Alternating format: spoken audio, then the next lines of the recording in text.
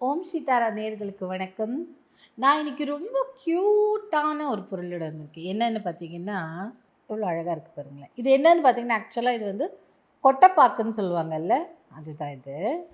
அதில கணபதி, விநாயகரை வடிவமைச்சிருப்பாங்க. இது வந்து சுப்பாரி கணபதி அப்படின்னு சொல்லுவாங்க வட இந்தியால. இத சுப்பாரி கணபதி எதுக்கு? இந்த பாக்கே வந்து ஒரு மங்கள திரவியம் இல்லையா? நம்ம ஹோமத்துல சண்டி ஹோமத்துலலாம் கூட அந்த ஒரு தட்டு 108 தட்டு போடுவாங்க. அது மோஸ்ட்லி நெறைய பேர் இடத்துல. சில பேர் அவங்களால முடிஞ்ச அளவுக்கு கெப்பாசிட்டிக்கு போடுவாங்க. அப்போ 108 தட்டுல இது ஒரு இந்த கொட்டைப்பாக்கும் ஒரு திரவியமா இருக்கும். அந்த ஹோமத்துல போடுறதுக்கு. ஸோ அம்பாளுக்கு சமர்ப்பணம் பண்றதுக்கு இந்த கொட்டைப்பாக்கு வச்சிருப்பாங்க. அப்போ அந்த கொட்டைப்பாக்குங்கிறதே மகாலட்சுமி அம்சம். வெத்தலை பாக்குங்கிறதே வந்து நிறைய அம்பாள் உபாசனை பண்ணுறவங்களுக்கு வந்து இந்த வெத்தலை சுவை பிடிக்கும். ஏன் அப்படின்னா அந்த இரவில் வந்து அம்பாளுக்கு வெத்தலை மடித்து இது கூட வச்சுருப்பாங்க. பான் வைக்கிறேன் அப்படின்னு சொல்லிட்டு நிறைய கோவில் அம்பாள் கோவிலில். ஸோ அந்த பாக்குக்கு அப்படி ஒரு செல்வ செழிப்பான மதிப்பான ஒரு விஷயம் இருக்குது. ஓகே, அப்போது இந்த கொட்டைப்பாக்கில் விநாயகரை வடிவமைச்சிருக்காங்க. எத்தனை அழகாக இருக்கும் பாருங்கள். இது என்னெல்லாம் பண்ணுன்னா இது ரொம்ப கைக்கு உள்ளே அடங்கின மாதிரி இருக்குது இல்லையா?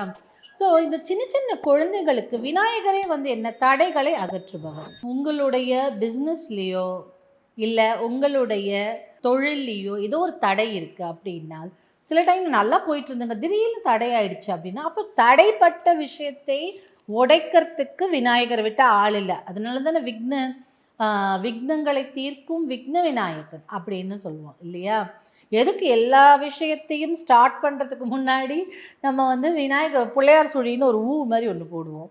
அது விநாயகரை நினைத்து போட, இந்த விஷயம் நாங்கள் எழுதுகிற விஷயம் தடையில்லாமல் போகணும், இந்த விஷயம் ஸ்டார்ட் பண்ணுறோம், உன்னை நினச்சிப்பா ஸ்டார்ட் பண்ணுறோம். எங்கள் அம்மா பாட்டியெல்லாம் என்ன பண்ணுவாங்கன்னா, வீட்டில் ஏதாவது பலகாரம் செய்தாலே முதல்ல மஞ்சளில் ஒரு விநாயகரை பிடிச்சி வச்சுட்டு முதல்ல அவங்களுக்கு படையல் வச்சுட்டு தான் பலகாரமே செய்வாங்க, ஏதாவது பண்டிகைக்கு அந்த மாதிரி எல்லாம். ஸோ விநாயகர் நிறைய வீட்டில் அப்படி தான் இருக்குதுன்னு நினைக்கிறேன். ஸோ நிறைய விஷயங்கள் அம்மா கிட்ட தானே கற்றுக்குறோம் நாம். ஸோ அந்த மாதிரி இந்த விநாயகரே வந்து செய்யக்கூடிய காரியங்களை தடையை உடைக்கக்கூடிய ஆற்றல் கொண்டவர் இல்லையா? அப்போது நம்ம தொழில்லையோ வியாபாரத்திலேயோ இல்லை நீங்கள் செய்யும் உத்தியோகத்திலேயோ உங்களுக்கு ஏதாவது ஒரு விஷயத்தினால தடை இருந்து அதனால் உங்கள் பிஸ்னஸ் சரியாக போகலை அப்படின்னும் பட்சத்தில் இந்த விநாயகரை நம்ம உரு பண்ணி கையோடே வச்சுக்கலாம். அப்போது வியாபார ஸ்தலங்களில் செல்வ செழிப்பு கொடுக்கறதுக்கும் சும்மா கையிலேயே வச்சுக்கோங்க. இது இது வந்து ரொம்ப அஃபோர்டபுள், எல்லாருக்குமே வாங்க முடிய ஒரு அளவில் இருக்கும். ஸோ இதை வந்து அங்கே அந்த கல்லாப்பெட்டியில் ஒன்று போட்டு வச்சுக்கலாம், பர்ஸில் ஒன்று போட்டு வச்சுக்கலாம். அதே மாதிரி படிக்கும் குழந்தைகளுக்கு விநாயகருக்கு என்ன புத்தி கூர்மை இருக்குது இல்லையா? புத்தி கூர்மையை அளிக்கும் கணபதி. அப்போது சுப்பாரி கணபதியை வந்து பிள்ளைகள் ஸ்கூல் பேக்கில் போட்டு அனுப்பலாம். அதாவது சின்ன குழந்தைன்னா வாயில் போட்டுக்க போகிறது, கொஞ்சம் வளர்ந்த பசங்களுக்கு இது கடவுள்மா இல்லை வாயிலெல்லாம் போடக்கூடாதுன்னு சொல்லி இதை வந்து நீங்கள் ஒரு குட்டி டப்பாலையோ இதுலேயோ போட்டு கொடுங்க. கையோடையே வச்சுக்கிற மாதிரி, நீங்கள் ஏதாவது பாக்கெட்டில் இருந்தால் பாக்கெட்டில் வச்சுக்கிற மாதிரி, எப்போவுமே நம்ம கூட ஒரு விநாயகரின் ஆற்றல் இருக்கிற மாதிரி நீங்கள் இதில் விநாயகரை இன்வோக் பண்ணி பவர் பண்ணி ஒன்றும் வேண்டாம், ஓம் கம் கணபதின்னு சொல்லி இதை உங்கள் பூஜை அறையில் வச்சு ஓம் கம் கணபதியை 108 முறை சொல்லி இதை கையோடு வச்சுக்கோம்போது நம்ம கூட பிள்ளையாரே வந்து துணைக்கு வந்த மாதிரி நம்மளுக்கு ஒரு ஃபீலிங் இருக்கும். நம்ம கூட யாரோ ஒருத்தர் இருந்துகிட்டே இருக்கிற மாதிரி நமக்கு ஒரு ஃபீலிங் இருக்கும். ஸோ இது நல்ல ஒரு குட் லக் சொல்லுவாங்கல்ல, நல்ல ஒரு அதிர்ஷ்டத்தை வாரி வழங்கும். ஸோ அந்த மாதிரியான சுப்பாரி கணபதி எப்போவுமே நம்ம கையிலே வச்சுக்கிறதுக்காக.